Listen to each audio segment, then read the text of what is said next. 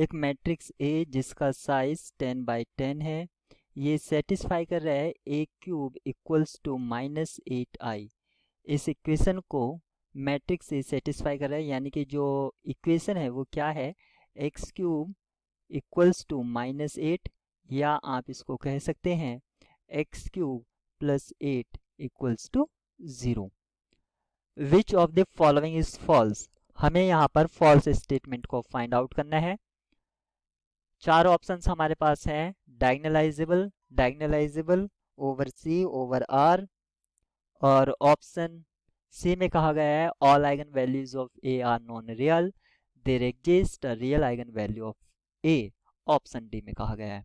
तो जब भी इस टाइप का प्रॉब्लम होता है, तो क्योंकि साइज 10 है और सेटिस्फाई ये क्यूब को कर रहा है, इसका मीनिंग हुआ कि ये एक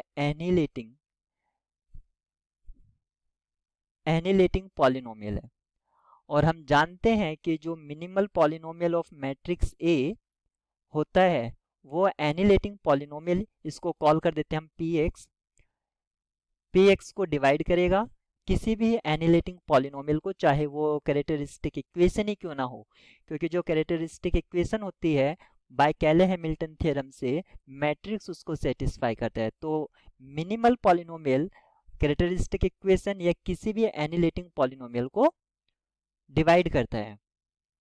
यहाँ पर जो पॉलिनोमियल है इसको हम लिख सकते हैं ए क्यूब प्लस 2 क्यूब, और इसके जो फैक्टर्स होते हैं x plus 2 with in second bracket x square minus 2x plus 4, ये होंगे। तो जो हमारे पास मिनिमल पॉलिनोमियल की पॉसिबिलिटीज हैं, क्या हो सकता है, एक तो हमारे पास ये है कि x प्लस 2 हो जाए, एक ये है कि x square minus 2x plus 4 हो जाए, या कंप्लीट जो एनिलेटिंग पॉलिनोमियल है x plus 2 with in second bracket x square minus 2x plus 4, ये हो जाए।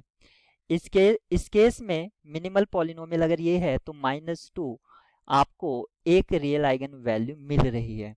इस केस में आपकी जो आइगन वैल्यू हैं वो आपकी कॉम्प्लेक्स आइगन वैल्यूज हैं, कॉम्प्लेक्स, और कॉम्प्लेक्स आइगन वैल्यूज पेयर में आते हैं। तो यहाँ पर 2 आइगन वैल्यू आपकी कॉम्प्लेक्स हैं, यहाँ पर आपकी 3 आइगन वैल्यू है, एक आपकी रियल है और 2 आपकी कॉम्प्लेक्स हैं, यानी कि जो कॉम्प्लेक्स आइगन वैल्यू होंगी उसमें एक दूसरे के कॉन्जुगेट भी होंगे।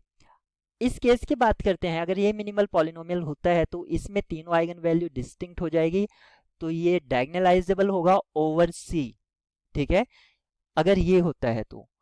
यानी कि ऑप्शन भी आप यहाँ पर ट्रू समझ सकते हैं, बट नॉट ऑलवेज, ठीक है।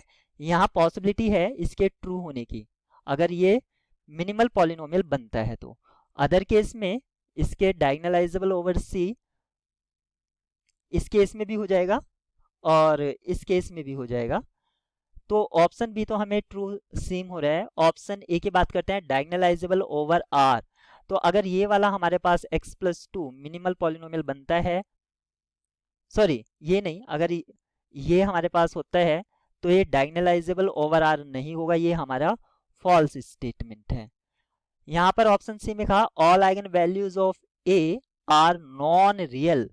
अगर हम मैट्रिक्स ए को कंसीडर कर लेते हैं -2 आइडेंटिटी, तो इसकी जो आइगन वैल्यूज होंगी -2 इस तरह से होंगी, सारी आइगन वैल्यूज रियल होंगी और -2 होगी, लेकिन यहाँ पर कहा है नॉन रियल, क्योंकि जो ए क्यूब है यहाँ पर अगर हम फाइंड करते हैं तो वो -8i गिवन हाइपोथेसिस को सेटिस्फाई करता है, तो ये भी हमारी फॉल्स स्टेटमेंट है। और D, there exist a real eigen value of A. अगर हम इस वाले केस को कंसिडर कर लेते हैं, जो सेकंड है x square minus 2x plus 4, अगर ये हमारा मिनिमल पॉलिनोमियल बन जाता है तो कोई भी आइगन वैल्यू रियल नहीं है। लेकिन यहाँ पर लिखा है there exist real eigen value of A, क्योंकि मिनिमल पॉलिनोमियल की जो आइगन वैल्यूज होंगी वही तो कैरेक्टरिस्टिक या मैट्रिक्स की होंगी, और इस केस में आपकी रियल आइगन वैल्यू एग्जिस्ट नहीं कर रही है, लेकिन यहाँ पर कहा है, तो ये भी हमारी फॉल्स है। तो इस प्रॉब्लम के लिए जो हमारी की होगी, की क्या होगी, ए सी एंड डी।